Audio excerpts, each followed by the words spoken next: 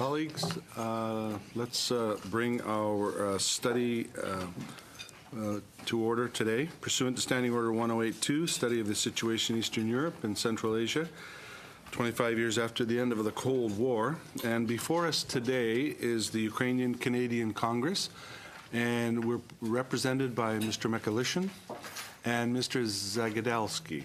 How am I making out with the names? Pretty good. Not bad? Okay, that's great. So what we're going to do, as per usual, we'll give our witnesses an opportunity to make some comments, and then we'll get into some questions and some dialogue. So we'll turn it over to Mr. Mikulishin or Mr. Zagadalski. Yeah, so we're going to split our time, but I'll start with the presentation. Sure. Go ahead. Great. So it's an honor again to have the opportunity to testify here today. The Ukrainian-Canadian Congress is the umbrella organization for our community, which brings together our national, provincial, and local Ukrainian-Canadian organizations.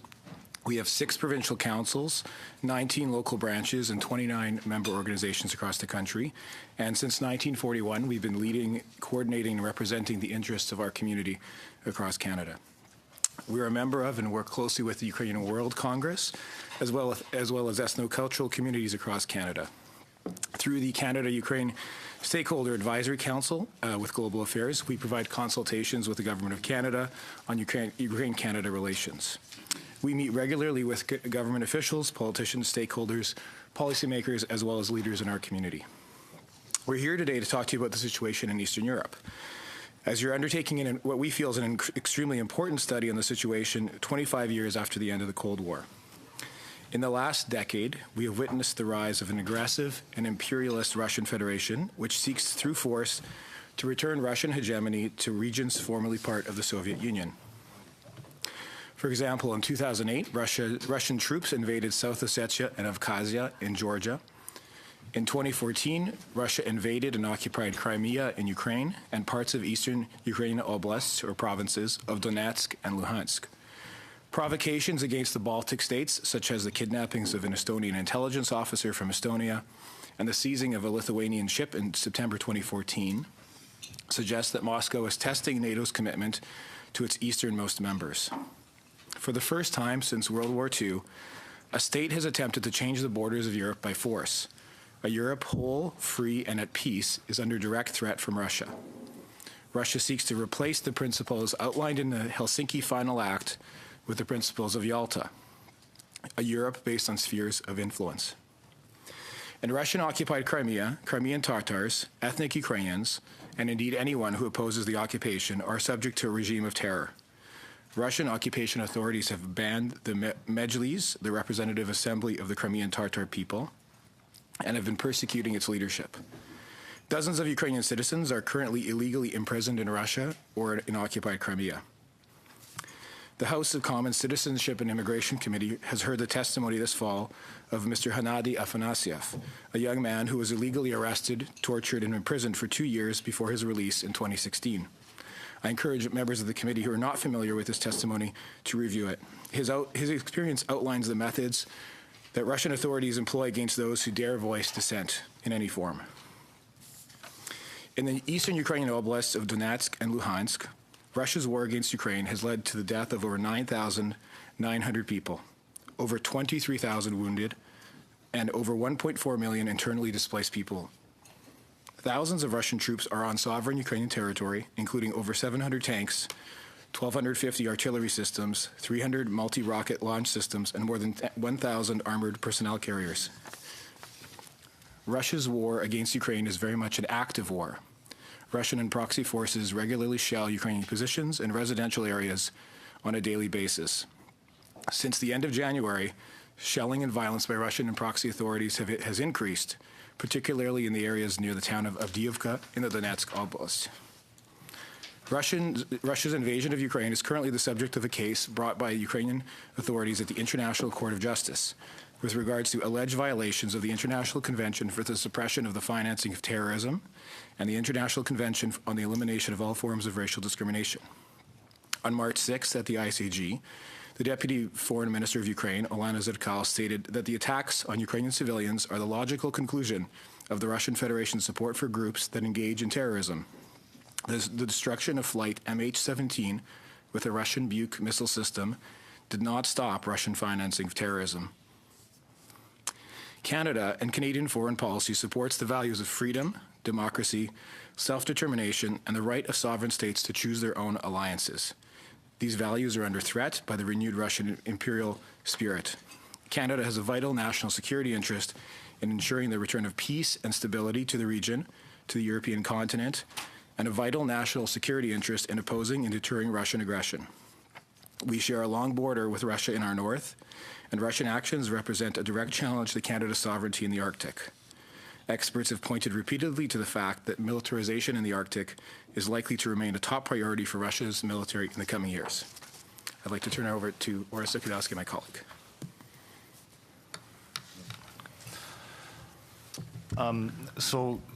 Canadian foreign policy with regard to Eastern Europe and Central Asia must focus on two strategic objectives. First, opposing and deterring Russian aggression, and second, supporting and strengthening of democracies and democratic institutions in the region. The best way to ensure the return of peace to Europe is to ensure the success of a democratic, prosperous, and strong Ukraine whose territorial integrity and sovereignty are respected.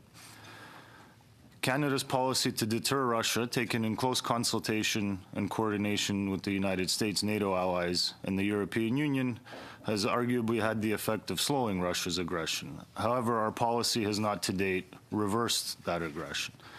Time and again, Russia has shown through its actions that it responds only to strength. Canada has several foreign policy options that, taken in coordination with allies, would simultaneously significantly raise the cost on Russia of further aggression and also assist Ukraine in more effectively defending itself. The UCC calls on the Government of Canada to implement the following policies in these three spheres. First, security and defense. Second, sanctions. And third, international assistance. So first, with regard to security and defense, the UCC welcomes the recent announcement by the government to extend Operation Unifier until the end of March 2019. We believe that the Canada-Ukraine Defense Cooperation Agreement should be signed. This agreement will help to continue to improve interoperability and deepen cooperation between our two militaries. Ukraine should also be added to the automatic firearms country control list. We should continue to support the reform of Ukraine's military through the NATO-Ukraine trust funds. And finally, Canada and NATO allies should provide Ukraine with defensive equipment, most importantly, anti-tank, anti-artillery, and surveillance systems. Second, sanctions. Canada, in cooperation with the EU, G7, and other like-minded allies, should significantly strengthen economic sectoral sanctions against Russia, including the removal of Russia from the SWIFT international payment system. Canadian members of Parliament should adopt a Magnitsky Amendment to the Special Economic Measures Act to allow Canada to impose sanctions in the form of travel bans and asset freezes on individuals responsible for human rights violations. And the Government of Canada should designate the so-called Donetsk and Luhansk People's Republics as terrorist organizations and the Russian Federation as a state sponsor of terrorism. Third, international assistance. Canada should ensure that Ukraine remains a country of focus for Canada's international assistance and a key foreign policy priority. We should continue and increase technical assistance to the government of Ukraine and assistance to Ukraine's vibrant civil society to ensure the success of the government's reform process and the continuing consolidation of democratic institutions.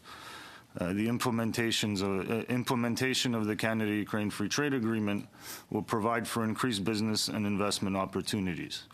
Canada should continue to support economic development in Ukraine, most importantly, small and medium enterprises. And finally, Canada should continue to provide humanitarian assistance to those affected by Russia's invasion, both through international institutions and bilaterally. Finally, Canada should continue to advocate for Ukraine in international forums such as NATO, the OSCE, and the UN, and support Ukraine's further integration with the EU and NATO. Canada has a vital national interest in ensuring that Europe remains whole, free, and at peace. This goal cannot be attained without a democratic, sovereign, and territorially whole Ukraine. So we thank you for the opportunity to appear here, and we welcome any questions. Thank you very much to the Ukrainian Canadian Congress, and we'll go right to questions. I'll start with Mr. Kent. Thank you, Chair, and thank you both for attending. Your insight is always welcome here at committee. We've been told by the OSCE this week that ceasefire violations are down along the line of contact, although both sides are still very close. Russian armor and mobile armored artillery are still too close to the line to allow anything close to a normalization along the line of contact. But at the same time, we see that there's a deepening economic crisis as a result of the blockade. I think, on one hand, for very logical reasons, Kyiv has said as of this week that the blockade is going to be absolute, and there will be no cargo in or out of eastern Ukraine. But that's caused a number of domino-like impacts. Industrial production is down, I understand, by half. The IMF has delayed delivery of $17.5 billion in economic stimulus aid, and the Russian-backed separatists are now pushing for a referendum, a Crimean-style Russian referendum for accession to Russia. I wonder if you could offer some insight and advice on exactly how this blockade is going to be managed, given the variety of ways that it's exacerbating the situation on the ground. Yeah. Sure. So with regard to the blockade,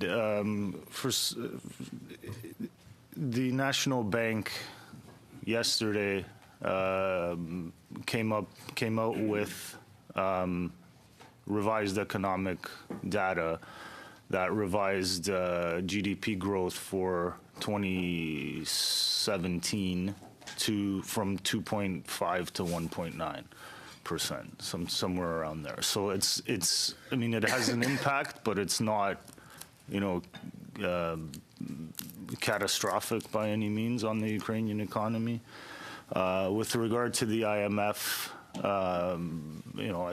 I think that once these numbers have been turned over to the IMF, the next tranche should be, in the next few weeks of the 17.5. So this is $1 billion. Out of that, now in terms of what happens in the occupied territories, I mean, these so-called people's republics are under complete control of the Kremlin. They are marionettes. So, that's basically they will do what Moscow tells them to do. So, we have to remember that that Kyiv stopped trade with these regions because these republics seized Ukrainian enterprises that were working in the area. So, this was very much something that this blockade is the result very much of actions taken by Russia and its proxies. So would you suggest, I mean, and given that it's the industrial heartland, given the very strong negative impact it has on the Ukrainian economy in the West, would you say the only way that this blockade could be lifted would be full and complete compliance with the Minsk agreements by the separatists and respect by the Russians? That is what Kyiv has said, and I think that that's accurate. And I mean, with Minsk, what we've seen is that since they've been signed, these agreements have been routinely violated by Russia. Not a single point of them has ever been implemented. I mean, there have been some periods of relative calm for a week or two here and there, and then as Russia wants to, it ratchets up violence and pressure again. So, part of implementing Minsk is getting Western countries to put more pressure on Russia to meet those obligations. Just a quick question. It's a big question, but regarding reform, when the committee visited Ukraine in January, we saw and were told of any number of very encouraging signs with regards to civil society and police reform, media training, legal aid assisted by the Canadian National Institute, Judicial Institute. But we were also told that many, if not most, Ukrainians still believe that corruption is an everyday reality, that you don't get by in life without corruption in either minor or major forms. And I'm just wondering what your thoughts are on the sense of urgency and how from top to bottom, through the judicial system, through Parliament, through civil society, a greater sense of urgency for realistic reform can take place sooner rather than later. Absolutely. I mean, we agree with what your committee saw, which is that there is, as much as there is progress in highly visible areas of policing and justice, every time there's progress in those areas, it can also uncover more corruption. That's been one of the paradoxes that the Ukrainian judicial system has been dealing with. That the more resources they place into anti-corruption, the more they discover deep corruption within their ranks, and this fuels. Obviously, a free and open media will report on these things, and so there is a simultaneous growing distrust by members of the public. I mean, both of us have family members there who we talk with, and so while there is this parallel track of both fighting the corruption and cynicism, we see that there needs to be a sustained long-term effort to fight this sort of systemic corruption. It's as small as the medical system is not funded properly, or the school system. So parents or patients will bring funds to their doctor or their teacher to give their patient or their student extra support. And so that's not seen as the same thing as sort of an official taking, skimming off percentages of a loan or sort of a government program. But there's many levels of corruption. So we've been working through the Ukrainian World Congress and with our partners there, with many NGOs to build a sustainable base of funding for these groups, to allow them to see multi-year plans, that it's not a flash in the pan, that this will not all be resolved in 3 years or 5 years. This took a long time to develop, and it's about social values, citizenship. We're seeing some progress in those areas, but I guess our main point is to you as parliamentarians and to Canada to say that we can't allow those small setbacks and those shocking stories of corruption that are uncovered to allow us to withdraw our support. That all of those things actually point that we're working in the right step with the right partners in Ukraine, who are mostly of a younger generation, who have not participated in the system, in the government system, to the degree that other people have. A lot of those former regime folks have fled, and again, we saw Ivana Klimpouch-Tsindadze was here, the Vice Prime Minister of Ukraine, formerly a civil society activist, formerly a journalist. These are the people that have inherited this mess, and we believe that in the majority of cases that things are going in the right direction, and that sustained long-term vision is required to get past this large problem that envelops both official and unofficial Ukrainian society. Thank you. Thank you, Mr. Kent. We'll go to Mr. Sidhu, please. Thank you, Mr. Chair. Thank you both for showing up in front of the committee. You mentioned at your opening remarks that the Western world needs to keep the pressure on. As you know, Canada is a leading advocate for Ukraine on the international stage. The latest decision to extend the military mission in Ukraine to 2019. We've been there on ground since 2015.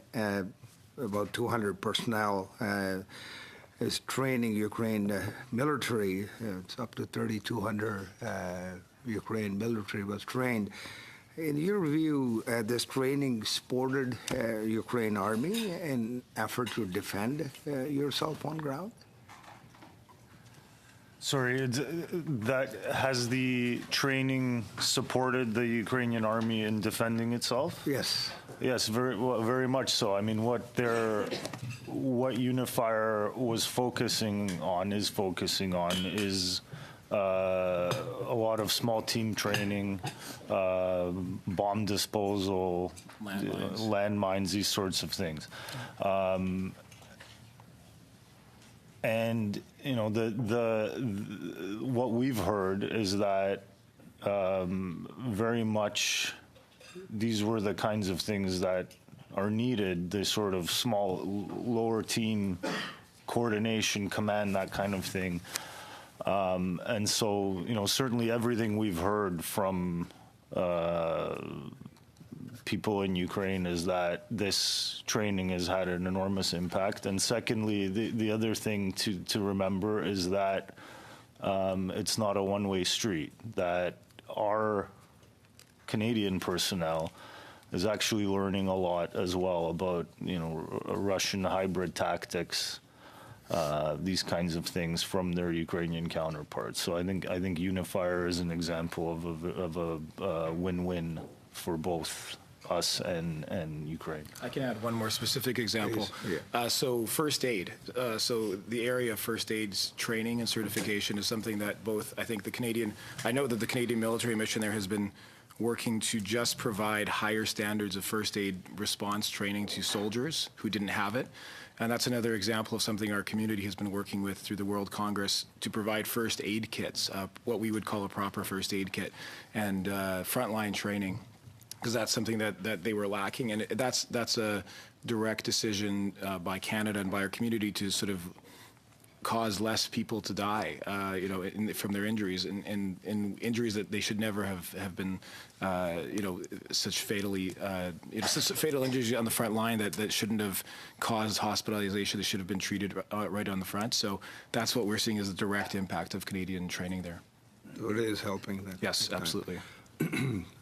Second question, as we know, with the landscape change in the United States and the United States soft power, if you want to call it, arguably is on the decline. Do you see potential change Russia's future course, particularly in regards to the intervention efforts in Ukraine? Sure. I mean, in terms of the United States policy in Ukraine, there are, I would say, traditionally, the American position has been to support Ukraine through NATO, through the EU, and directly. There are definitely strong allies in Congress and in the Senate who have visited Ukraine and who understand the situation in the contemporary setting. We haven't seen Russia change tact through any of the interventions that have been taking place thus far. I mean, Canada certainly, the Canadian military mission is one of many training missions by there's other militaries from the NATO countries that are training troops in Ukraine as well. Poland, Latvia, you know, Americans, Germans. None of these have in our views, none of it has yet been enough to convince Russia that to change course. And it is the current U.S. administration and its views on this topic are under close scrutiny both in Ukraine and Canada as they are everywhere in the world. So we don't really know what to speculate will happen next. Mr. Zvirsky, you mentioned a few times we need to keep the pressure from the Western world. Do you think the intervention is increasing or decreasing for the last year or 6 months? Or where do you see it's going?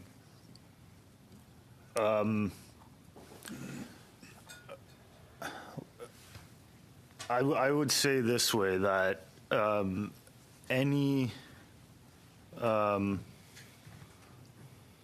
attempts to weaken sanctions, weaken Western resolve, will result in increased violence, increased military operations by Russia. So at a minimum, the level the pressure is at now, the sanctions that are on Russia now, seem to be keeping Russia where they are, in the sense that the front line in Ukraine hasn't moved significantly. There have been kind of individual efforts in Avdiivka a couple of years ago, Debaltseve, but part of that is that Ukraine's military is much stronger, much better equipped, much better prepared than it was when the invasion started. And part of that is, I think, a successful and unified European, American, and Canadian response.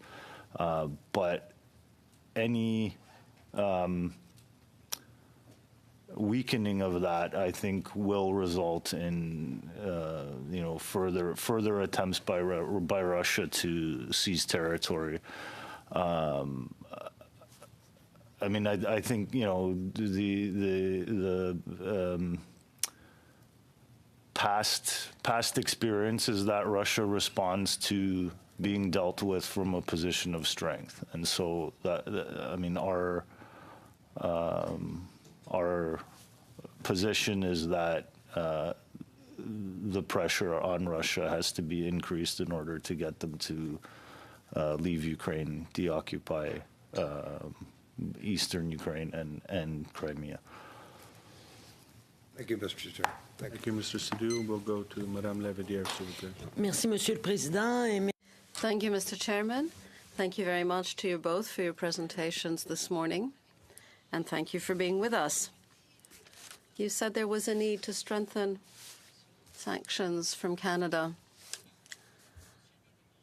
You talked about Magnitsky-style measures. The committee has, in fact, just completed a study which included some measures of that kind. However, during the study we conducted, we also saw that, unfortunately, the sanction system, Canada's sanction system, is not always implemented in the most effective possible way. There are also issues. For example, I'm always concerned about the fact that someone like Vladimir Yakunin, even though he's on the list of U.S. sanctions, is not on the Canadian list. So how do you view the impact of Canadian sanctions? And above and beyond Magnitsky, how can we strengthen our sanction system towards Russia? Thank you.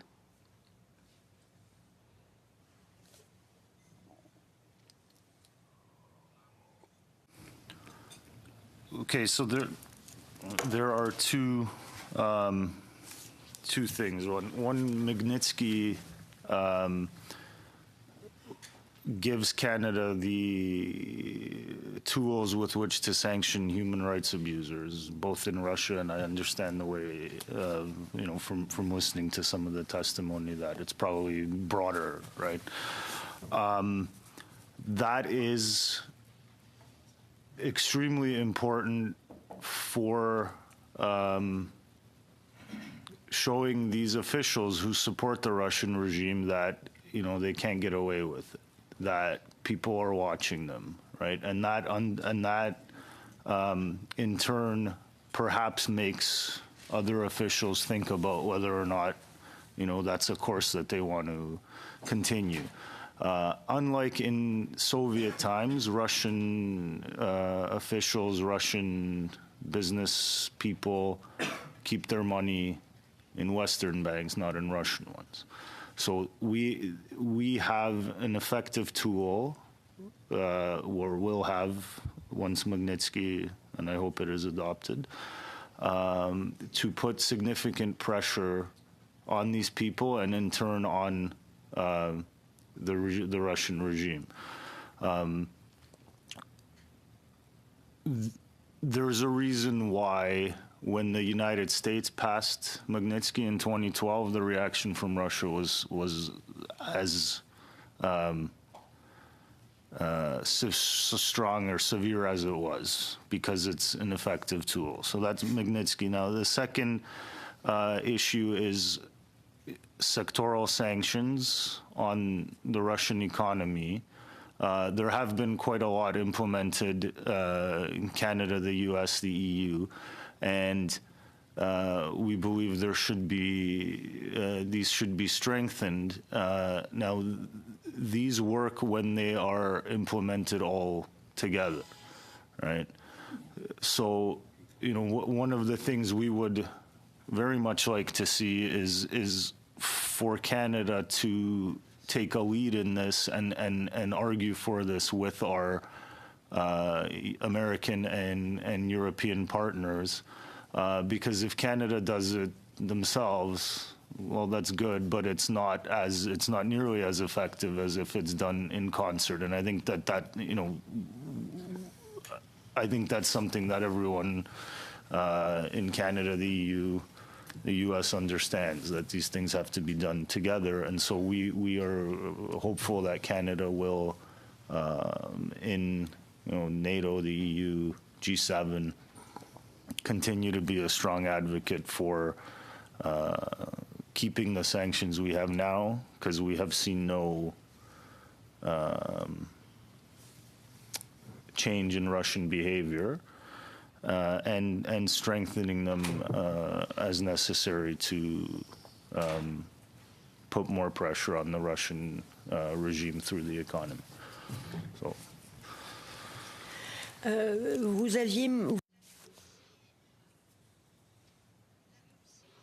You also talked about the large number of internally displaced people, about 1.5 million. I wondered whether you could provide more details on their current circumstances, displaced people inside the country. How are they living? Where are they? And what are their circumstances generally? Indeed, the situation isn't well known. Because it's been going on for multiple years and involves multiple regions, it isn't easy to see where these people all are. We know that the Canadian government, through some partnerships in Ukraine with the International Red Cross and others, provides some level of support for crisis needs and some longer in term.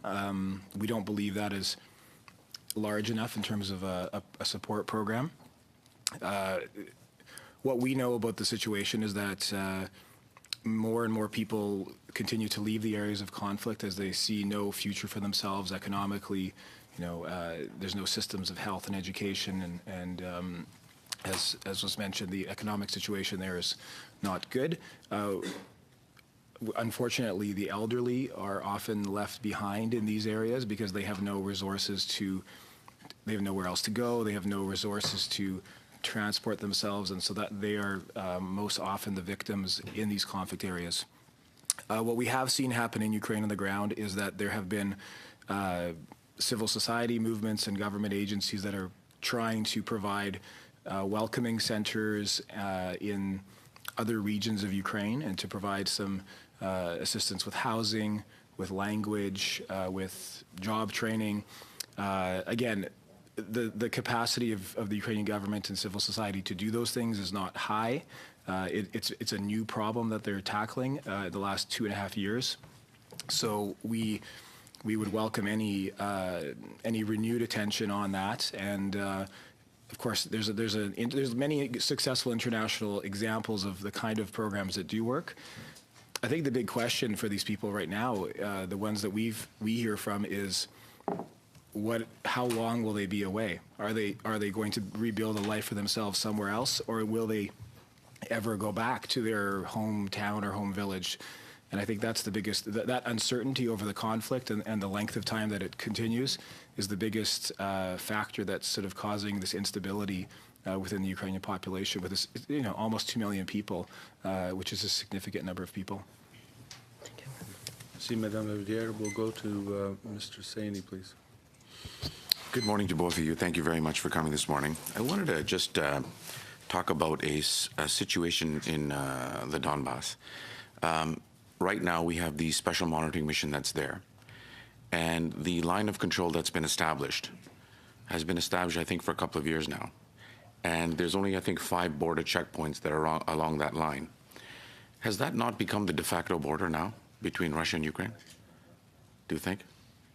And the reason I say that is because in other conflicts around the world, if you look at even Kashmir, the line of control, whether it's agreed upon or not agreed upon, that has been something that's fixed, that has been accepted on both sides.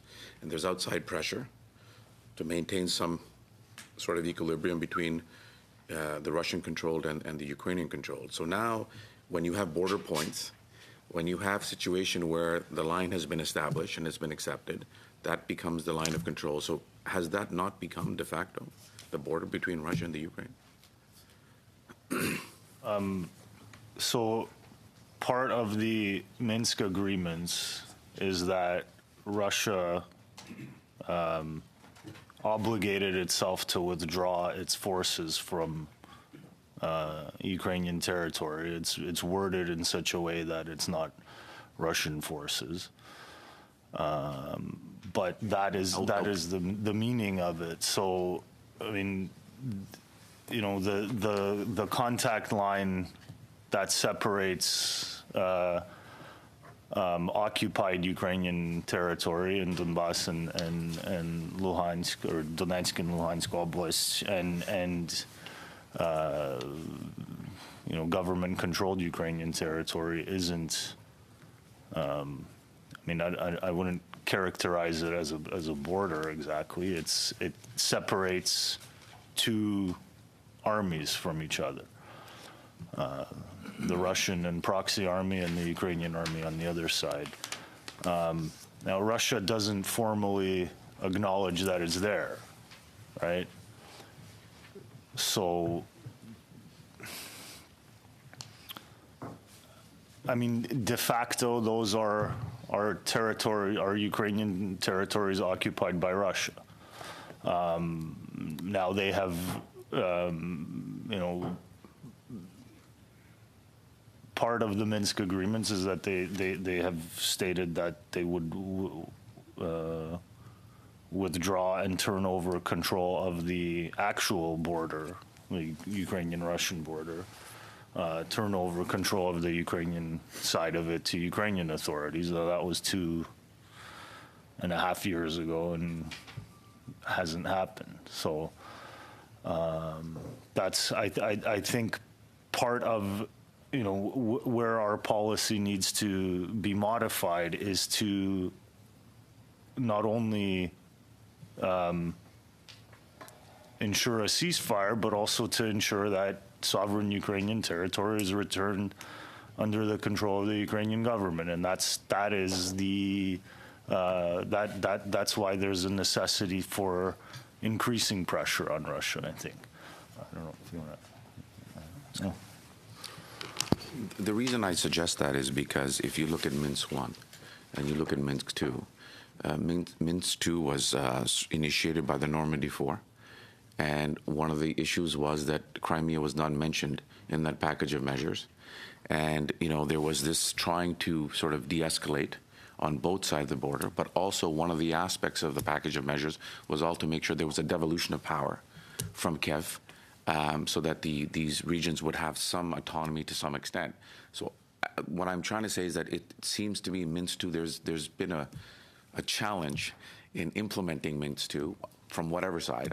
But it seems to me that is now in a position, if that has become the line of control and the de facto border, is there not a worry on the Ukrainian side that this may become a frozen conflict? And because Crimea has not been mentioned in this, what's the future? What's the steps going forward? How are you going to resolve it? How should we resolve this issue? So the reason that the political parts of the Minsk agreements haven't been implemented is because the security parts of them have not even begun to be implemented. The reason the security parts of Minsk have not begun to be implemented is because there are still thousands of Russian troops on Ukrainian soil, and they keep shelling the Ukrainian army.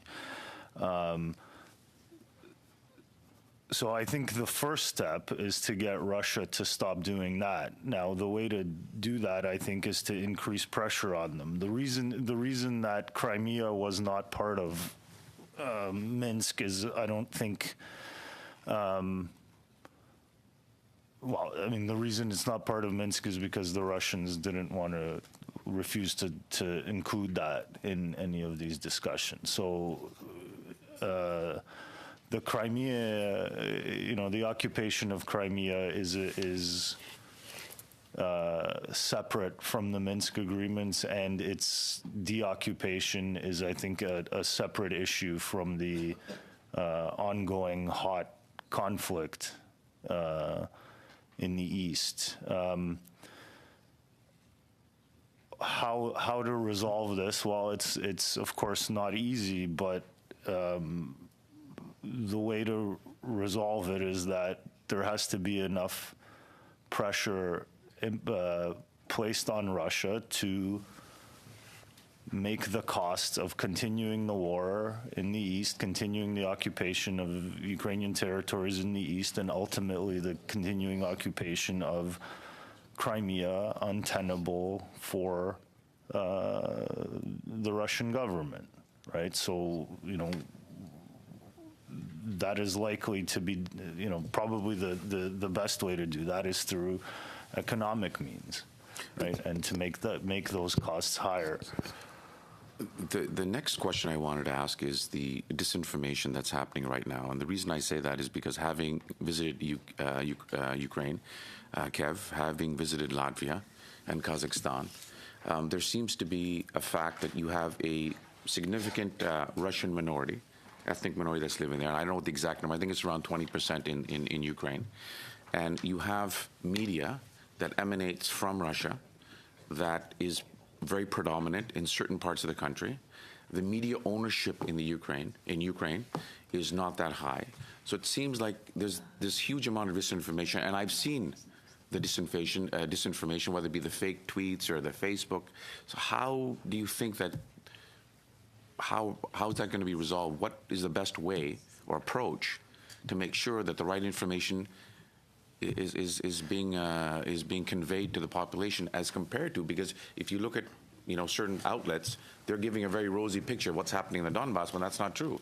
So what do you think is the best way to combat that? I'll break that up into two parts. I think that disinformation, as we've seen, is not only happening in Ukraine, that it happens on a worldwide scale. It happens in Canada.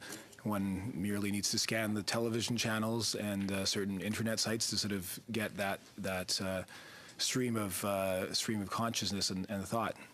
So I think in Ukraine, again, we can give you our observations of what's happening, is that there are attempts, again, by media, civil society, to support open media, to support independent journalism, and to provide as much counter information. I don't think it's not a good idea to sort of shut down media, but it's a good idea to provide balanced information both in Canada and in Ukraine on what's happening.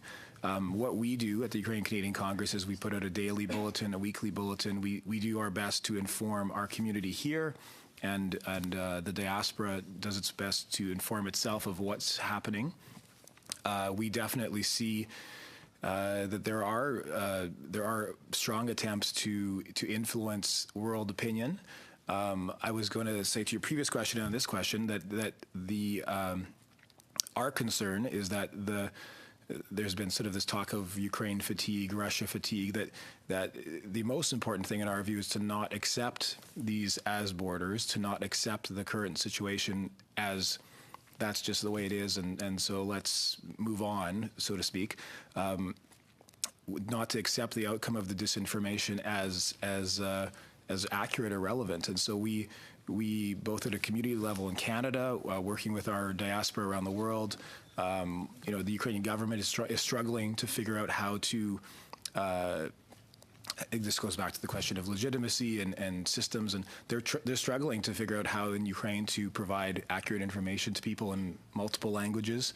But I think that this goes to the broader issue right now we're seeing in Europe in terms of the electoral processes that are happening and the various ways that disinformation can happen through funding certain media outlets, political parties, civil society, sort of NGO groups that are funded in murky ways.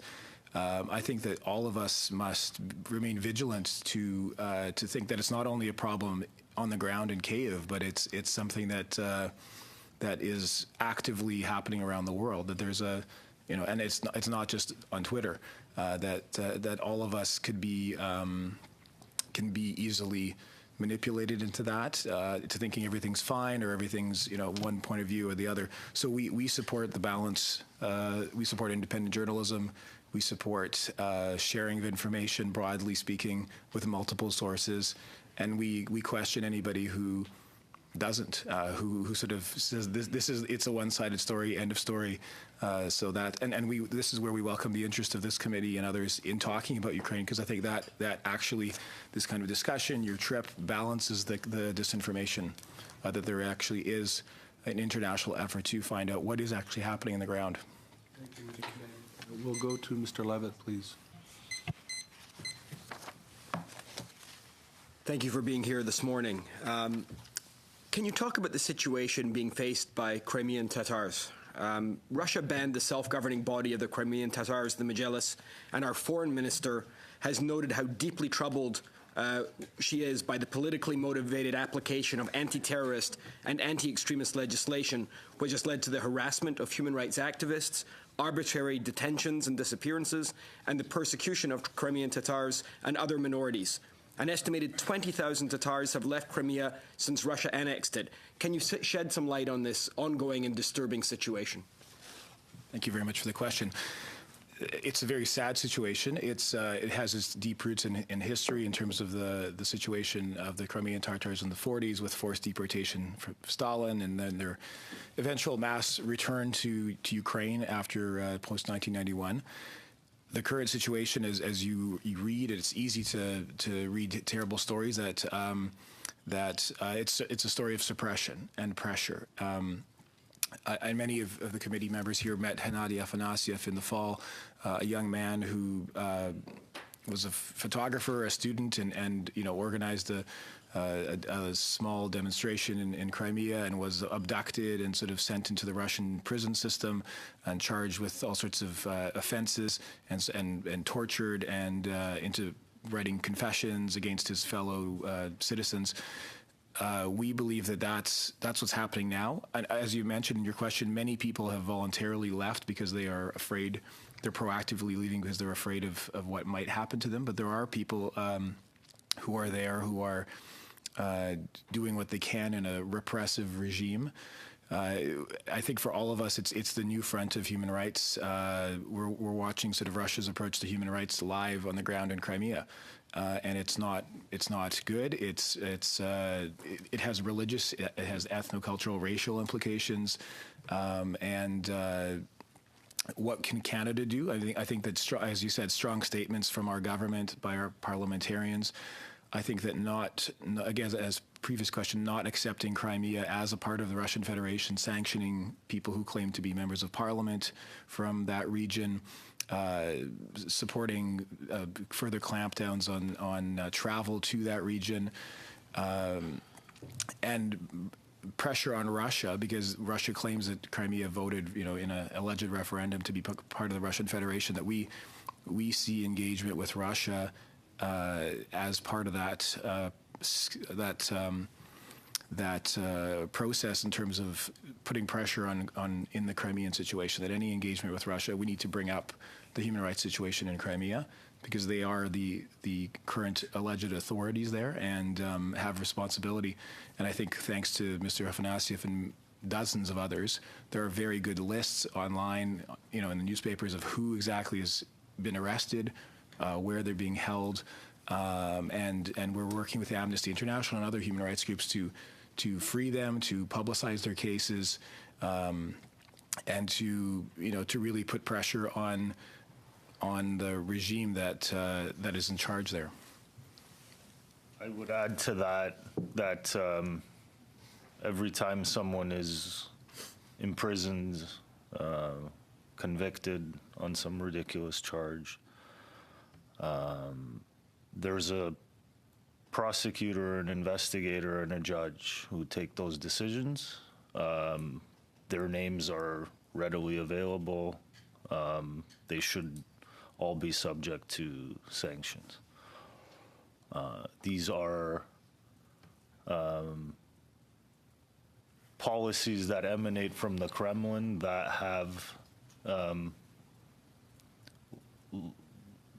people who implement them, and they shouldn't get away with that. So I would say that one of the things we need to do is to look into these cases, look who has taken illegal decisions, what investigators, prosecutors have done in these cases, how judges have ruled, or so-called judges have ruled, and hold them to account for their actions. Thank you. You mentioned the clampdown and the oppression against human rights defenders, which is certainly something we've seen from, unfortunately, both in this committee and in the subcommittee on international human rights. We see the repression of human rights defenders by oppressive regimes in far too many jurisdictions right now. Civil society pushing back, and a strong civil society, is one of the ways to make sure that message is getting out loud and clear. Can you give us a bit of an overview on the state of civil society in Ukraine at the moment, and to the extent that there's any organizations on the ground in Crimea as well that are lending support? We know that when there's strong civil society and those voices are able to get out, it's also the most effective way for other countries to be able to help support locally the activities of human rights defenders. What is the situation at the moment?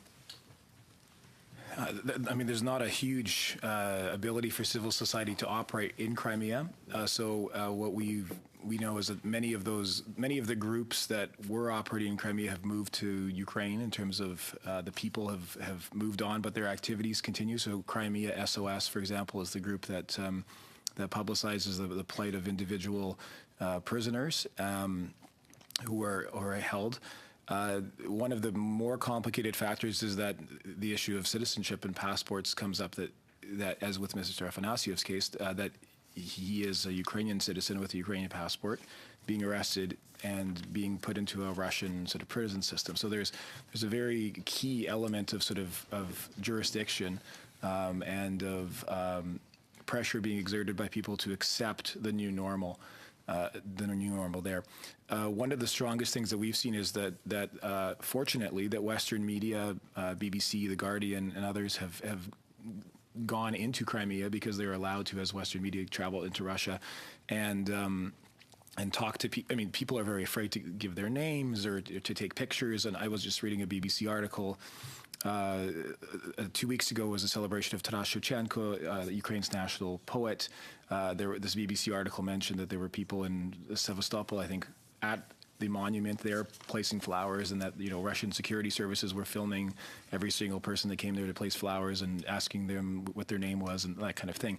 So I think there's again a sliding scale of the extreme torture and repression to everyday persecution and pressure.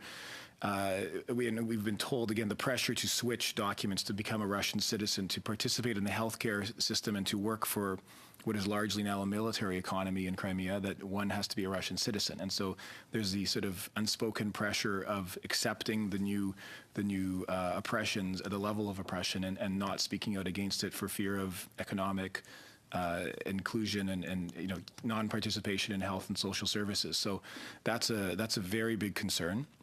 Again, as I mentioned, the international human rights groups are very active in Russia. They've been active in Russia for many years. There are many cases in the Russian court system that they put pressure on, and this is the newest element for them, to see Ukrainian citizens being sort of put into the domestic Russian system for a variety of charges. So we're pleased that they're taking that seriously. There's many Russian activists who are also in similar situations, but because their situation may not have the international profile, they're not getting that kind of support. So anything that you wanted to add? I would have to leave it there. Okay. Thank you, Mr. Levitt, and I'll go to Mr. Allison, please. Thank you very much, Mr. Chair, and thank you to our witnesses that are here today. I just wanted to, I know one of the things you guys suggested we continue to raise the issue. I'll just say is, with my involvement with the OSCE Parliamentary Assembly, we always raise the issue and raise resolutions, et cetera. So you know that I know you guys probably follow all that stuff as well, but just also want to say that I think something when we're in international forums is something we do as a country all the time. Mike, I just have one question. I want to follow up on what Mr. Aceto was talking about, and really just to try to get your thoughts on where Russia's headed with all this. And I know that this is the topic of debate when we were in Eastern Europe with every country we were with. We talked to OSCE officials. We talked to those on the ground, monitoring missions. We talked to NATO Strategic Communications Center. Everyone's got an opinion on this. And my question to you, based on your relationships and what you have in Ukraine and where you're at, we've also heard here testimony at committee saying that Russia really, has got all these wars and these fronts going on, but they're really in disarray at home economically, and they really can't afford to be in every place. And their best job they can do is just create mischief and create problems everywhere. So my question is around where you think they're heading in the long term. We heard this whole issue of hybrid warfare, which was a new term for me anyways. We were over there. People talked about maybe they're sending people there to train, to go to other places. My sense was I didn't think they were going to try and take more territory. But are they prepared to be there forever? Like, where's their headspace at, do you think? And I know that's like asking where's Trump's headspace at. I mean, almost an impossible question. But what are your thoughts anecdotally, based on your relationships and who you've talked to? I think they'll try to get away with as much as they're allowed to get away with. To put it simply, I think what you see is a pattern when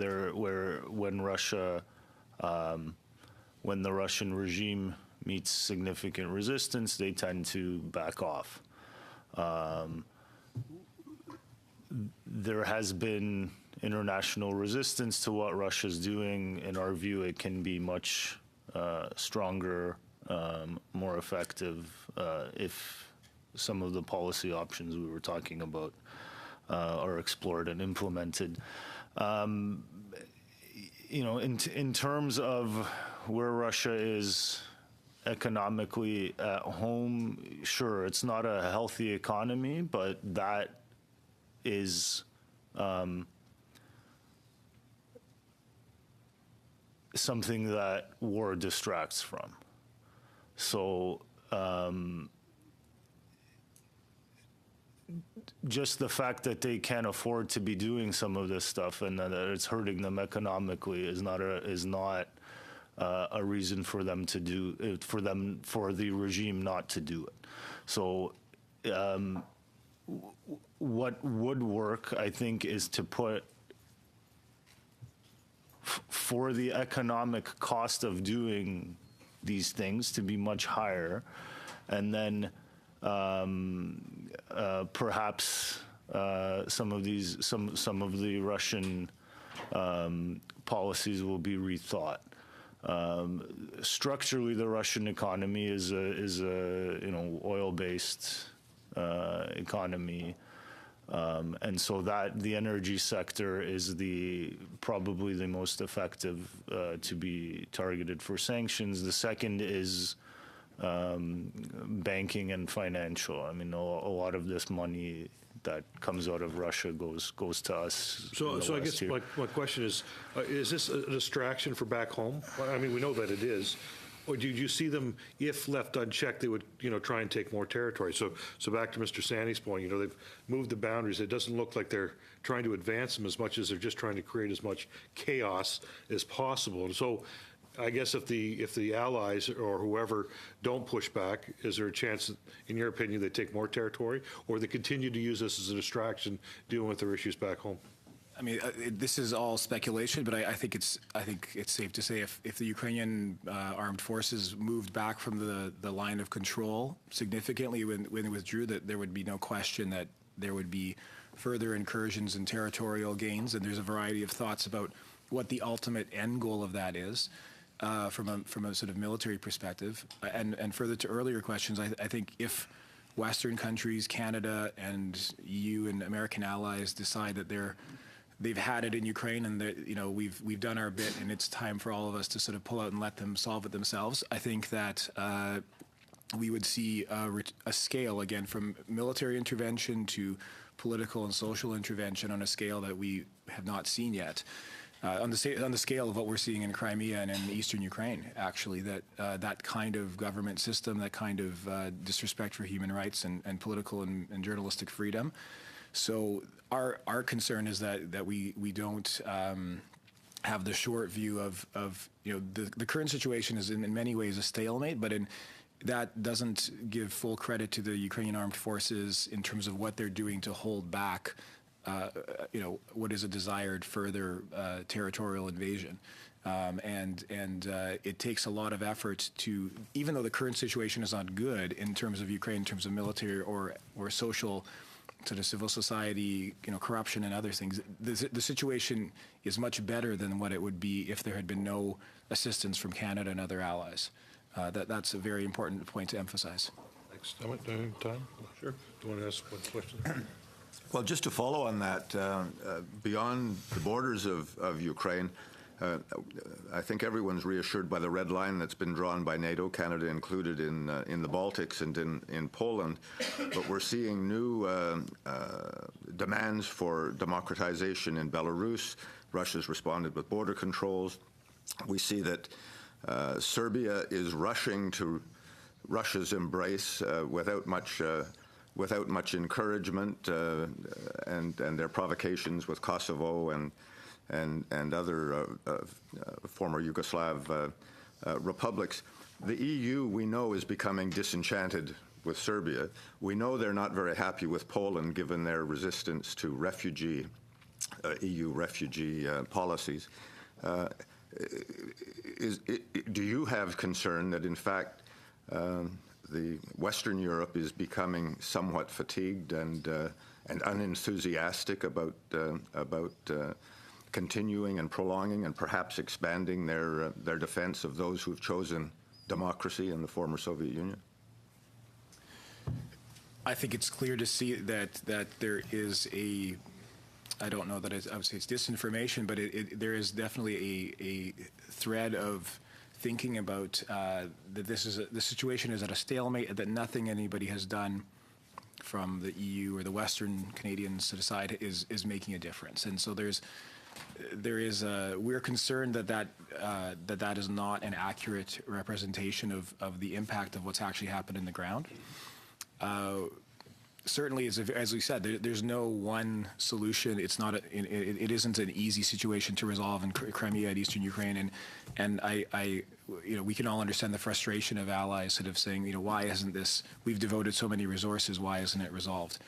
But I think that is not doing service to the many people who've been killed, the many people who've been injured, and.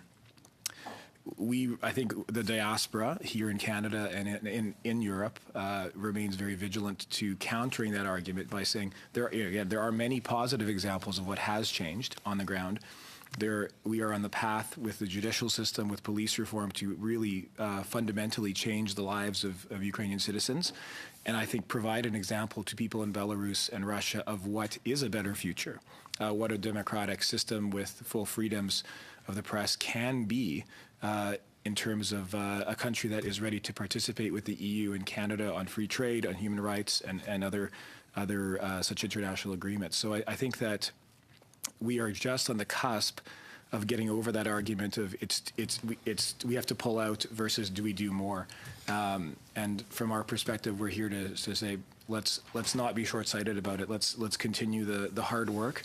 And I think that creating Ukraine as a key ally for Canada and for the EU that protects European security, regardless of the question of NATO, is vital for global security. That Ukraine is really historically and contemporarily on the front lines of that conflict. Thank you. Thank you very much, Mr. Kent. And we'll now go to Mr. McKay, please.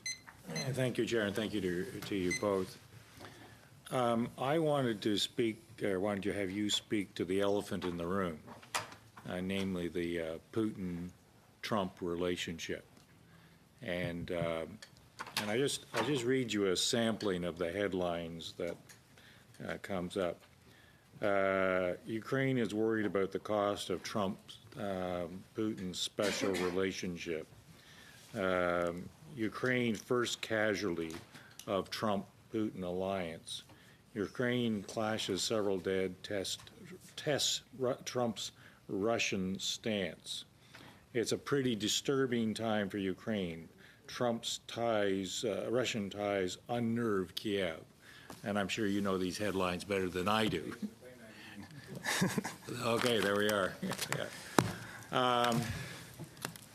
So hasn't in the last 100 days, hasn't this long-term commitment just become a great deal longer?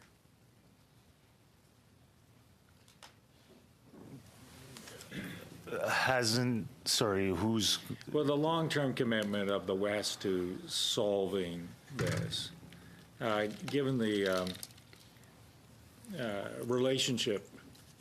budding relationship between Mr. Putin and Mr. Trump, doesn't this just simply make this whole thing that much longer? Because Russia, as you have rightly said, only understands strength and resolve. And this relationship mitigates against both strength and resolution.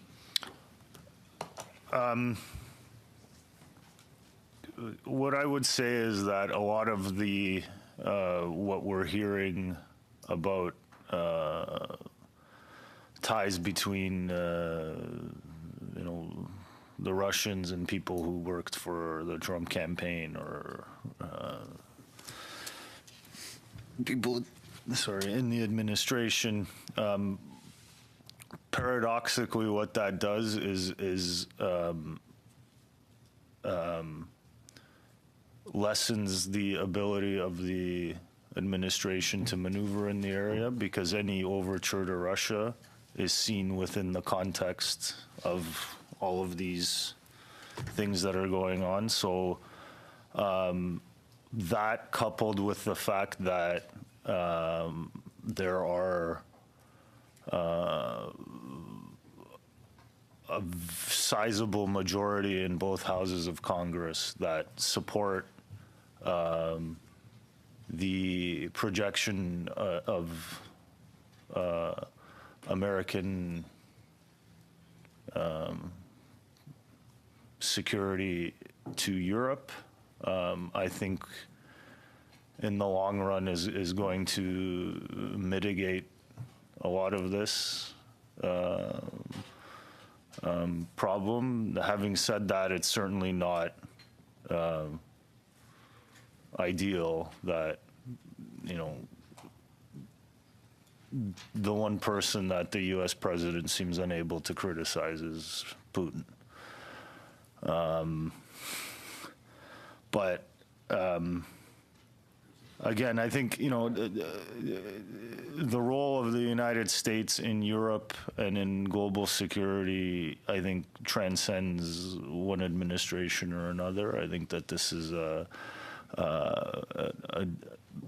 understanding that the world is a more secure and more peaceful place with the United States that is involved in that architecture, in the security architecture, and so our hope is that and I think it's not a false hope that understanding will prevail over any isolationism or these kinds of things. I don't know if you want to. I think that's an interesting answer from the standpoint of it being a paradox. That the more the relationship gets exposed, the less maneuvering room the U.S. administration / Congress has, and the more difficult it is for congressional and Senate members to be anything other than quote unquote strong on Russia. So my question actually may be wrong. It may be in some respects that rather than lengthening this conflict, there may be some possibility that it contracts the conflict. Maybe that's a little optimistic, but so I take your response. It's an interesting response, and certainly I kind of lived the paradox for the last 3 days because I was in Washington. Our Canada-U.S. group met with 85 senators and congressmen, and there was a lot of kind of mumbling into the coffee cups when these kinds of issues arose. Circling now into Canada's response, because this does create difficulties for both our military and human rights response or non-military response. I can only see us as staying the course in the present context. What's your response to, if you will, the political turmoil? Because we have to rely on the Americans for leadership.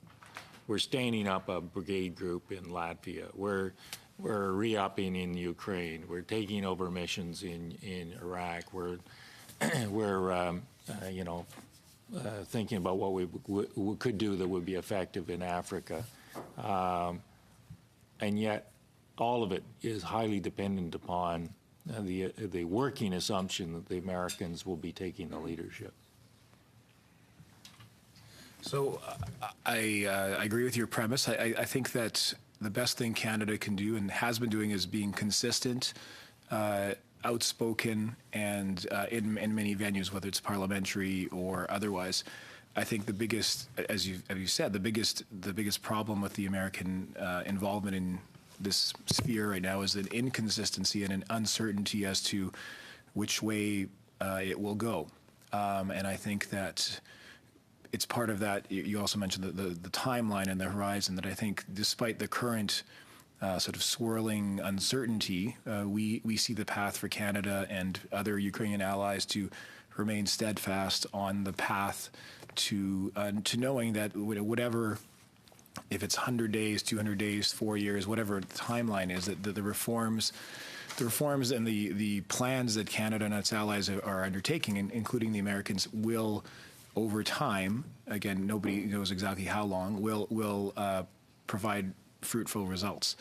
The current speculation, I think is in many ways a test of where American lawmakers are prepared to go or not go, what the American public feels.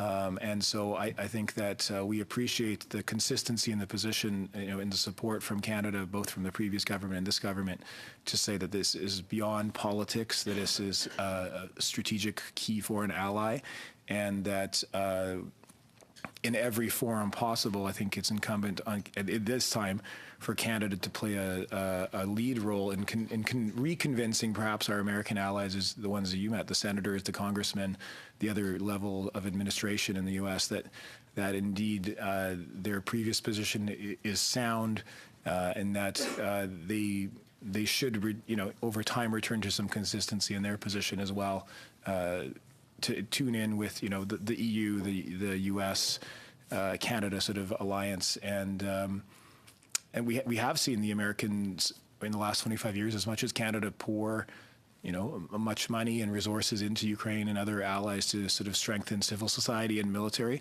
And I think that we need to make that argument to them, as we've made here, that a withdrawal on that scale would not serve the American interest, that would be a poor strategic outcome to sort of suddenly withdraw what's been a long-term commitment over 25 years and longer in terms of sort of the Cold War and that kind of effect. Thank you, Mr. McKay. And one last question before we wrap it up by Madame Lavadière. Merci beaucoup, Monsieur le Président. Merci. Thank you, Mr. Chairman. We are learning that Vernenkov, who was a Russian MP who had taken refuge in Ukraine, refuge from the Kremlin, was shot this morning in the street in Kiev. We have also learned that a stockpile of arms in Balaklia in eastern Ukraine experienced multiple explosions. The Ukrainian government is talking about sabotage for that. I was just wondering, I know that you may not have seen the news this morning and you're just hearing about it. Do you have any response or any reaction to these two events which occurred this morning?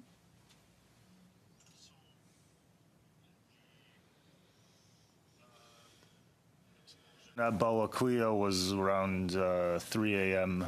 Kyiv time last night, or this morning rather.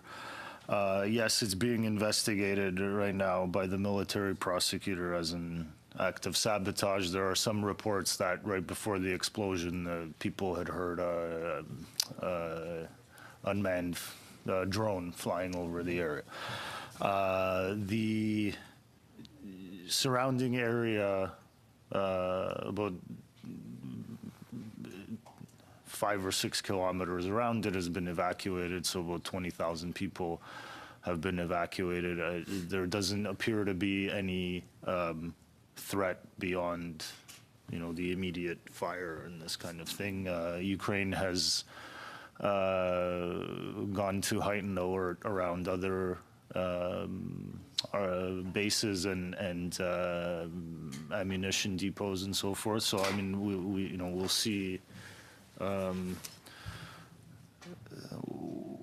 what was the cause of this. I mean, it's not clear yet. And Vorennikov, yes, was in Kyiv. He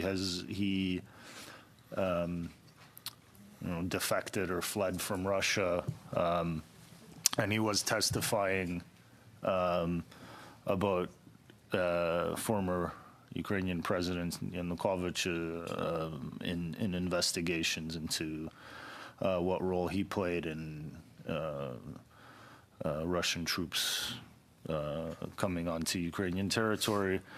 A lot of enemies of the Russian regime end up dead. Litvinenko in London, Politkovskaya in Moscow,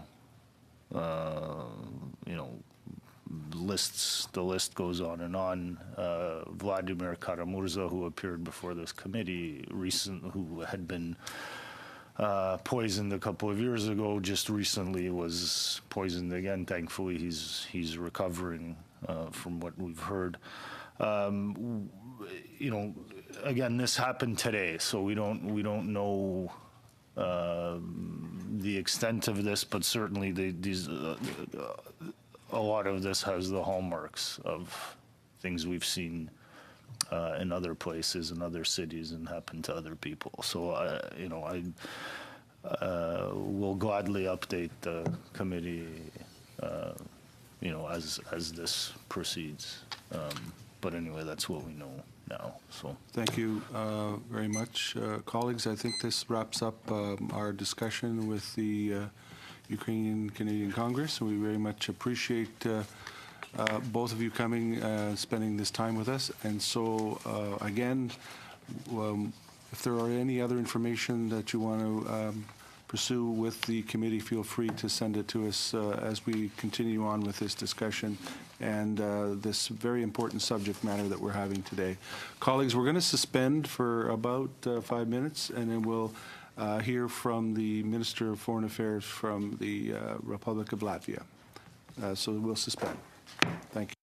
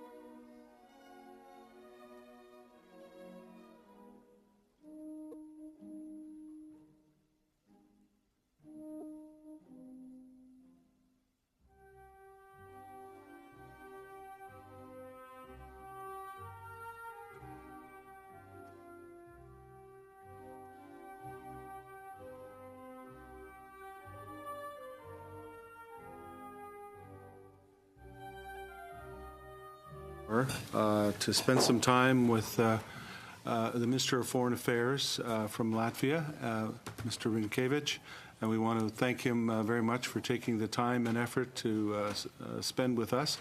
So as is our normal process, the Minister will start off with some opening comments, as long as short as he likes, as our guest, and then we'll get right into some questions from committee members. As most of you recall, we were in Latvia for a short period of time in January. Had an opportunity to talk to a number of people, so this is a good opportunity to follow up on that. So we're looking forward to that. So, Minister, I'm going to turn the floor over to you for some opening comments, and I'll go right to questions after that. So, welcome.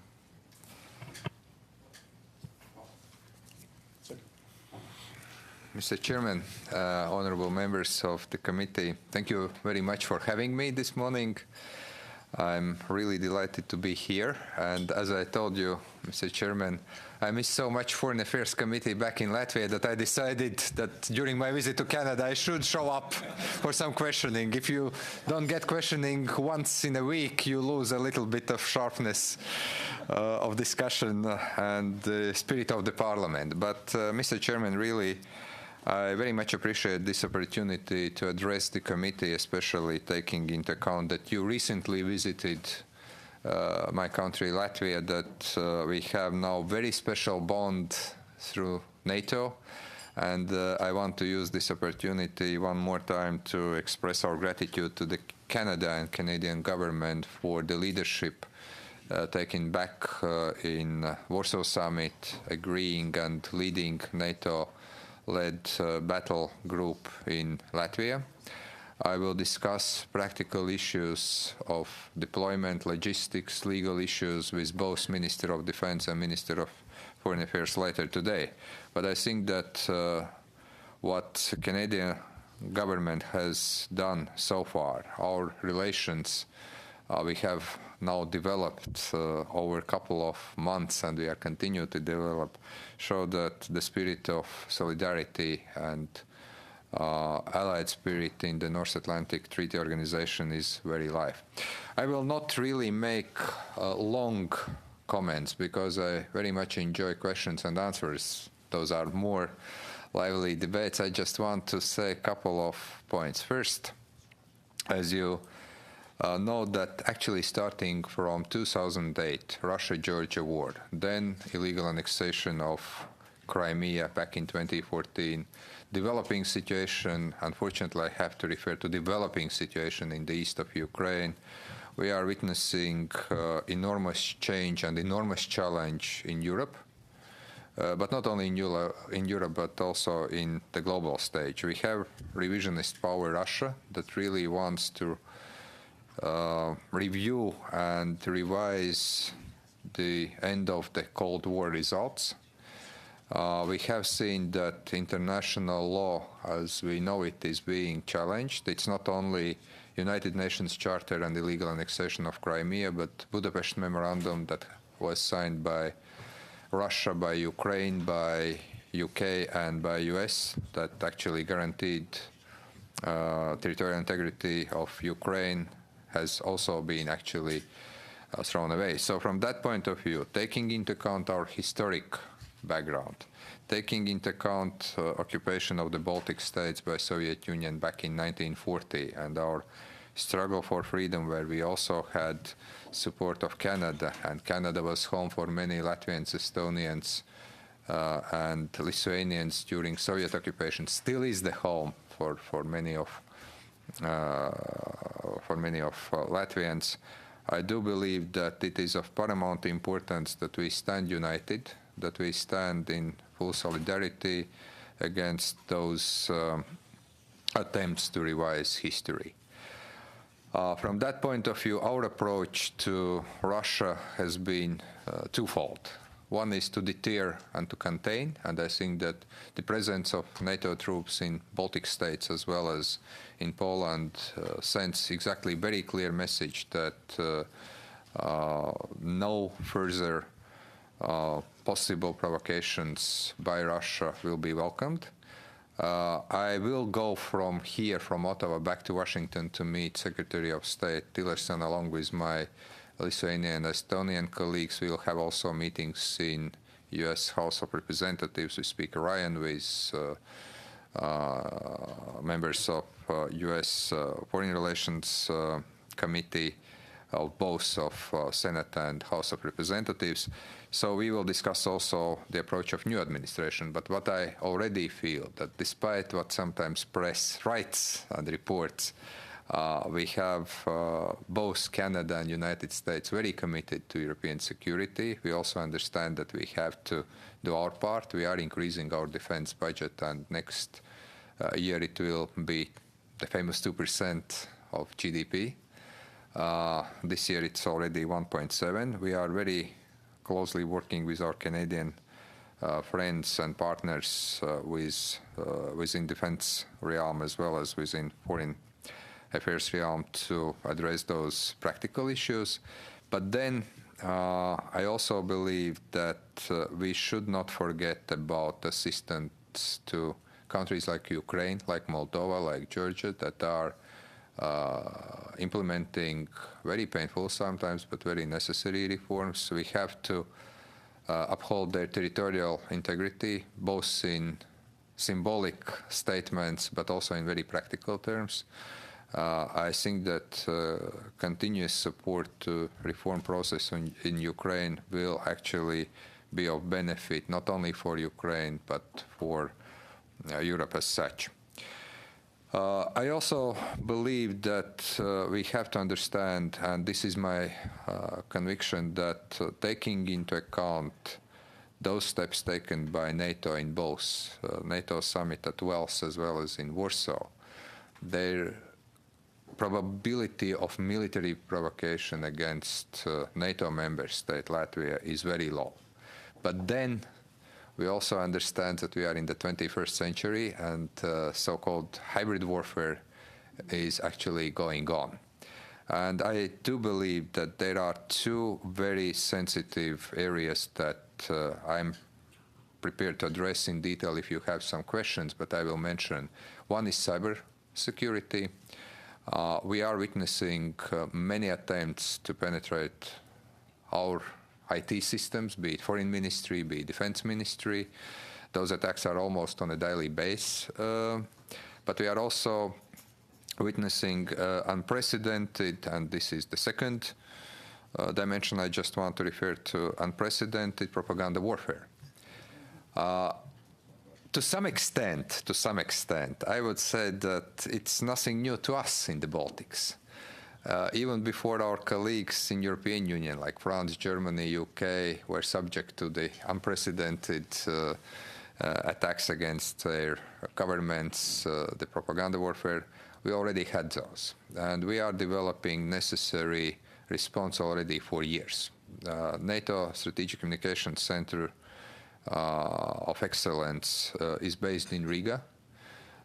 We are analyzing not only the propaganda warfare of Russia, but we are also analyzing propaganda warfare by extremist groups like ISIS, because we understand that actually we are under attack by multiple agents. It's not only Russia, it's not only, let's say, government propaganda, but it's also those extremist groups who are trying to undermine our way of living, and one of those is ISIS. So we take actually things in a bit broader context. But talking about propaganda warfare we have seen right now, yes, indeed, I do believe that we are still in the process of trying to assess all mechanisms and tools and to work out effective countermeasures.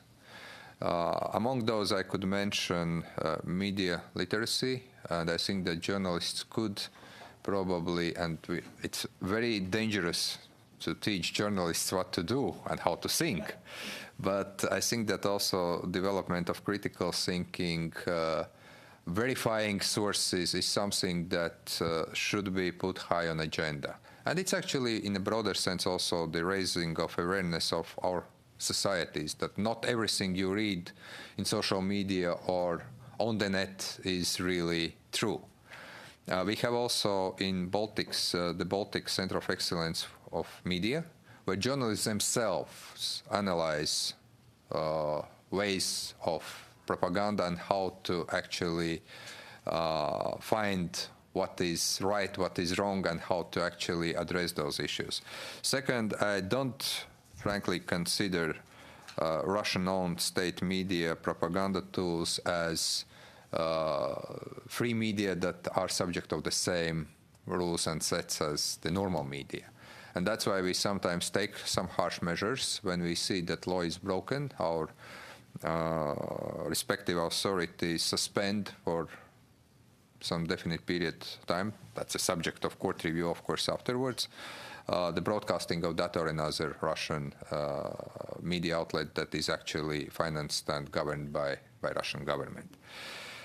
And from that point of view, I would also like to stress that we are aware that when Canadian troops arrive later this year, there will be attempts to challenge them. Not so much in a military way, but actually trying to influence both our society back home, saying that we really don't need those Canadians, but also Canadian society here saying, why you are spending so much money and effort in a faraway country that nobody has interest.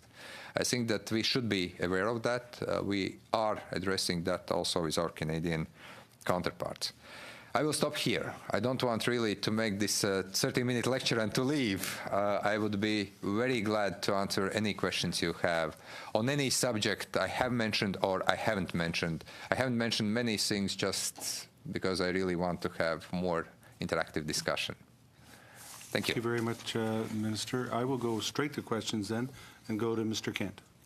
Thank you, Chair, and thank you, Minister, for fitting our committee into what I know is a very busy schedule.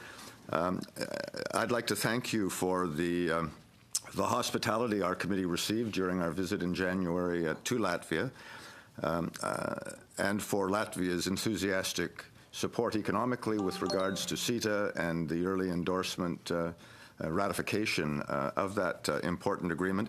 I'd also like to thank Latvia for the words of your ambassador to Ottawa in countering some of the discouraging words from the ambassador of Russia here, saying that Canada's participation in the NATO mission was part of a general threat to security in Europe, and that, as you just said, in terms of disinformation, Latvia doesn't need those Canadian soldiers.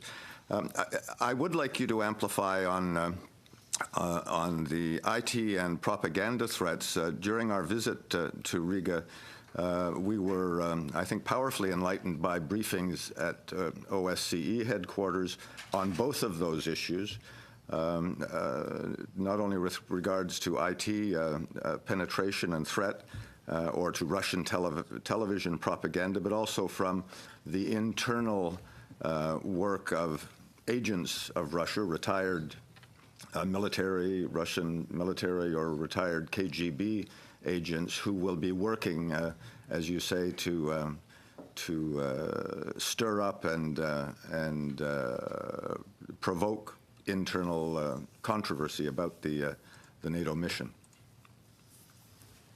Thank you. First of all, thank you very much for those good words on your visit. I will pass them to the chairman of our Foreign Affairs Commission, Mr. Kalniņš. I think he was also delighted to host you.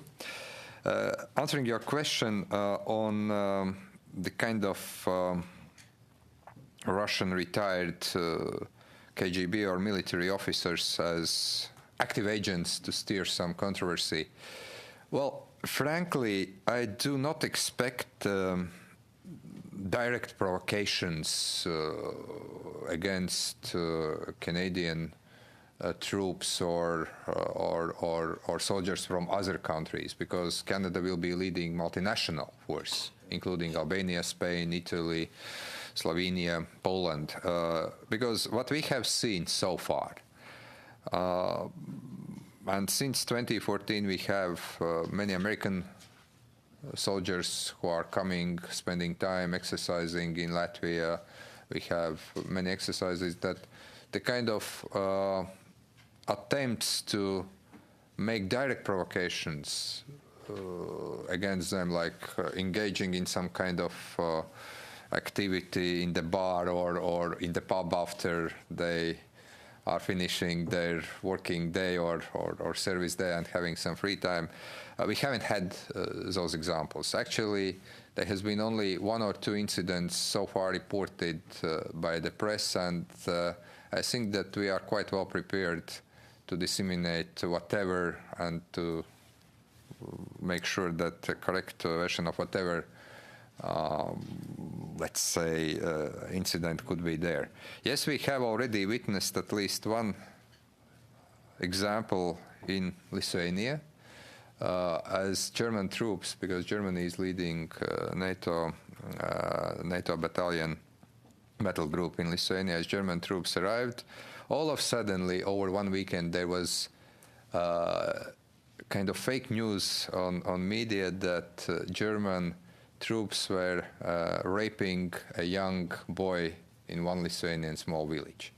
And that's where I believe we all have to be prepared for such kind of absolutely fake news, no ground for that, where thanks God that both Lithuanian authorities and German authorities were quick to verify, were quick to put facts correctly, and actually probably well-intended provocation ended up in disaster for those who were intending that provocation, because it was not story about German troops harassing Lithuanian children, but it was story about propaganda machine failing.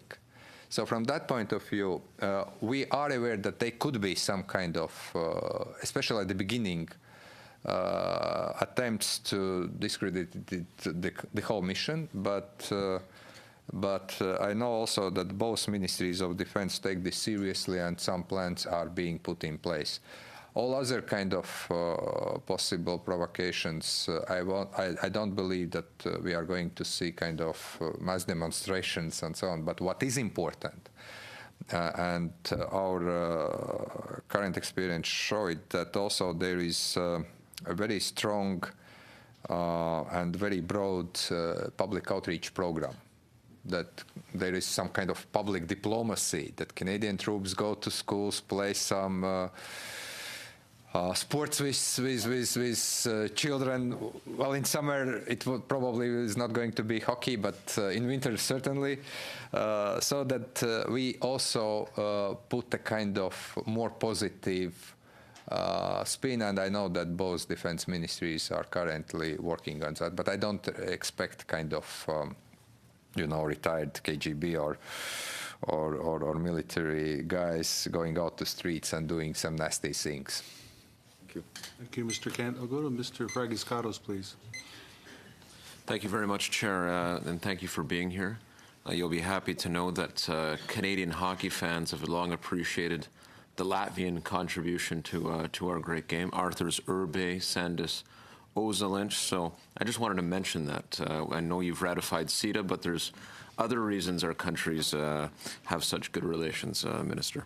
I want to ask you a question about spheres of influence and Russia. It is not uncommon to come across views within media, within academic circles, that go something along the following lines. If we want global stability, as we should naturally, then we need to recognize that Russia wishes to have a sphere of influence. And like it or not, Eastern Europe is seen, at least from the Russian perspective, as being in its sphere of influence. I disagree with that view, because I think that the democracies, I emphasize that, the democracies of Eastern Europe deserve to be free, deserve to be secure. Could you counter that view, though, and speak to it from, if not an Eastern European's perspective? I know you can't speak for the region as a whole, but from a Latvian perspective, because I think it's very easy to dismiss the security interests and democratic interests of countries like Latvia, and to simply say that Russia's sphere of influence is Eastern Europe, and if we want international stability, then we ought to recognize that. I think it's very dismissive. I wonder, Minister, if you could touch on that point.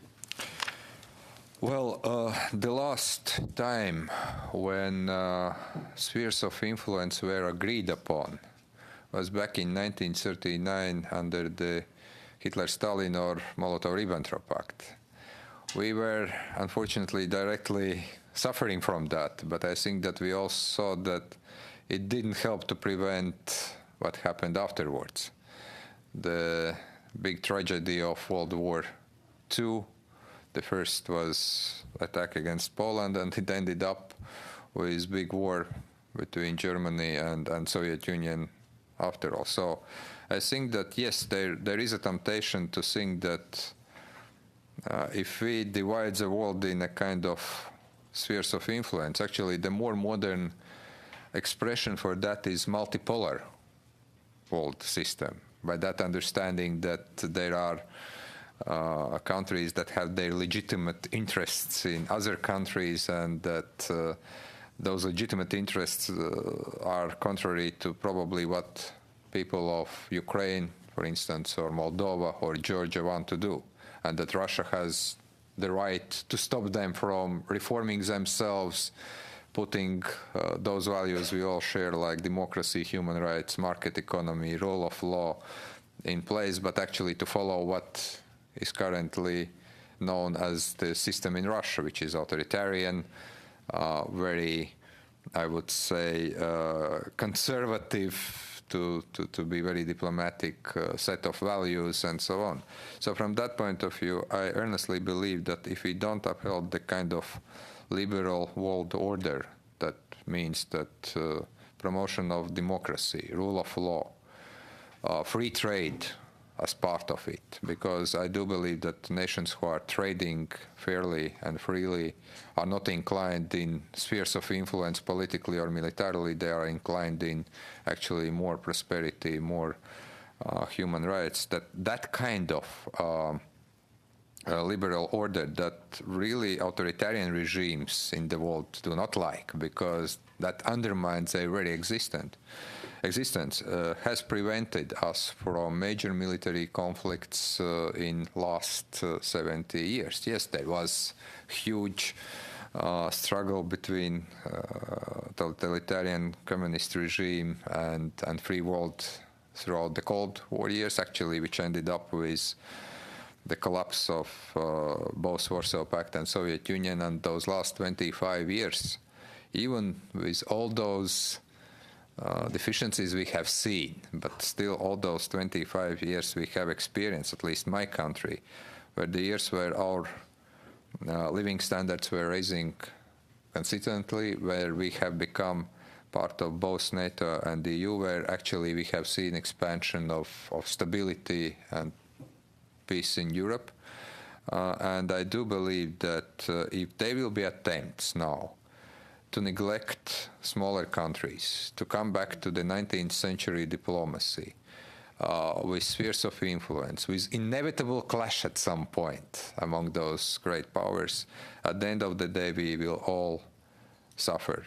I think that in general, it would be in genuine Russia's interest that the neighboring countries, from Finland and Baltics in the north, to Caucasus and Ukraine further down to south, that those countries, if they develop freely and in a way that democracy and market economy and rule of law is flourishing, that would be the best security guarantee for Russia itself. Unfortunately, we have missed opportunity, and Russia has missed opportunity back in 1990s, beginning of 2000s, for genuine reforms. Unfortunately, the country has gone in the direction that I personally disapprove. And yes, unfortunately, the noise you hear from many is that the best way how to maintain peace and stability in Europe and indeed in the world is to let them have what they want. If they will get what they want today, they will demand more tomorrow. And at one point, nobody can say when we are going to stop. That very much reminds me the history of unfortunately, 1920s and 30s. So I would say that defending what we have, and we are huge beneficiaries of those 25 years of freedom right now. is the only way how to actually maintain the core of our own existence as Euro-Atlantic or Western world. Thank you, Mr. Fragascatos, and I'll go to Madame Lavidière, s'il vous plaît. Thank you very much, Minister. Thank you for your very interesting presentation. I'm going to answer your invitation, respond to it. You talked about cybersecurity during your presentation, and you invited us to ask you for more details. You were talking about daily cyber attacks on your systems. I would like to ask you to elaborate on the sources of those attacks and on the Latvian government's response.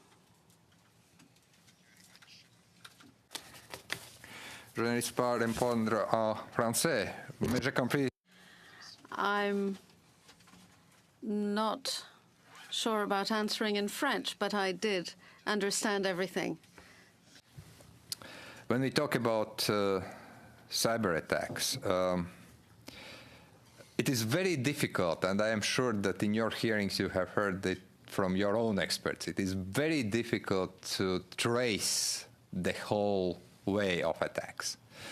For instance, if we want to be very formal, then sometimes the biggest attacker is our neighborhood in Lithuania or Estonia.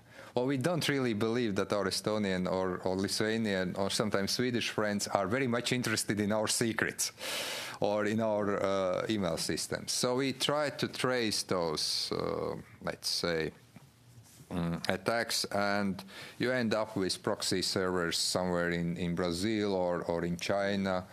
But then you have also some reasonable intelligence analysis to suspect that sometimes those are originating in close neighborhood in the East. What we have witnessed, especially during the period of Latvia's presidency in the European Union, that was the first half of 2015, attempts to penetrate information systems of foreign ministry. Because at that point, we were the leading agency for organizations and content of the whole EU, not only foreign or defense policy, but there we are sharing our, let's say, responsibilities with High Representative for Foreign and Security Policy. But we were responsible for daily business of EU at every level, from justice and home affairs to health, welfare, social security systems, and so on. We have noted also attempts to penetrate our systems through very specific emails planting viruses. And mostly of those were information gathering attempts. I suspect that, and we are paying particularly Defense, Foreign Affairs and Interior Ministries enormous attention and also spending a lot of resources to build necessary walls. I suspect that if those attempts would be really successful, we would see some WikiLeaks type of situation with immediate information warfare involved. I think that we have been rather successful. So from that point of view, it is sometimes very difficult, and especially if that would be court of law, to say that we have full evidence that this originated in that city. But the patterns we are analyzing have shown where the real origin is. Thank you. Thank you very much. I'll now go to Mr. Sidhu, please. Thank you, Mr. Chair. Thank you, Minister, to come out to Canada to meet the rest of the committee, because I wasn't able to come to Latvia. As you know, Canada firmly believes in Latvia's potential, because you were the first one to sign the CETA agreement. And you understand the importance of modern trade. As the former Secretary of State John Kerry made a compelling case why Latvia is such an excellent destination for foreign investment. And we lately came up with $350 million towards the deployment of Canadian Battle Group into Latvia. You think all these assurances will encourage the rest of the world to invest in Latvia in future? Well, thank you very much for asking this question. Actually, one message I want to leave, not only with you, but also with broader public, especially with business community here in Canada and also all over the world, is that thanks to those decisions taken in Warsaw, thanks to Canada, thanks to other NATO allies, we are probably currently the safest place to invest, because that investment is well protected. And that was exactly the message what also I heard from your international trade minister, Mr. Champagne, when he was in Riga, and I'm meeting him later. So from that point of view, I think it is also very important. And by the way, that is part also of some kind of smear campaign that you sometimes read in the press some very serious analysis, not so serious analysis, that the World War III is going to start in the Baltics, that there is imminent potential for Latvia or Estonia being the next Ukraine or Crimea and so on, which is, sorry for using that language, but I will dismiss it in one word, which is rubbish. But we have to counter those kind of claims every day. If there wouldn't be a vigorous action by NATO, I would probably speak with such degree of certainty here before you or with the press. And yes, I do believe that, by the way, one way how to counter the current wave of authoritarian regimes, populist regimes, is actually by joining our efforts also to promoting modern free trade regimes. And I am a real believer that CETA is the first modern free trade agreement the European Union has signed with anyone. I would wish that we would continue also our very difficult but still very necessary negotiations with the United States in signing so-called TTIP agreement. Currently, as the new administration is setting in, those talks have been suspended, but well, let's wait. And I do believe that, yes, CETA is providing great opportunity also to build not only, as we have through NATO, great transatlantic security partnership, but also great transatlantic economic partnership. And by the way, we are very thankful for the money you are spending on Canadian troops, but we are also spending some money buying your Bombardier planes, our national airline, Air Baltic. I have flown some 3 or 4 flights already with the new Bombardier CS 300 series. I would say that this is really great plane. So trade is already showing some good results. I wish now that Canada is buying some big things from us, as we do buy from Canada. So and we are going to discuss today how we can engage in more trade activity when it comes to IT, pharmaceuticals, how we can actually fully use the CETA potential. Thank you. Colleagues, that'll wrap up our discussion with Minister Rinkiewicz. And I want to take this opportunity to thank the Minister for, first of all, coming to the committee and, most importantly, coming to Canada to engage with our ministers on very important matters between ourselves, Latvia, and the whole region. So, again, Minister, thank you. I hope we've sharpened you up just a little bit, because the press has been following what you were saying today, and so they'll be much harder on you than I think my colleagues were. But I can guarantee you we've appreciated your time, and we enjoyed it, and you're welcome to come anytime before our committee. So thank you very much. Thank you very much, Mr. Chairman. I must admit you have been much nicer than my own committee back home. Thank you for that. Thank you very much. Colleagues, we'll adjourn this meeting and to the call of the chair.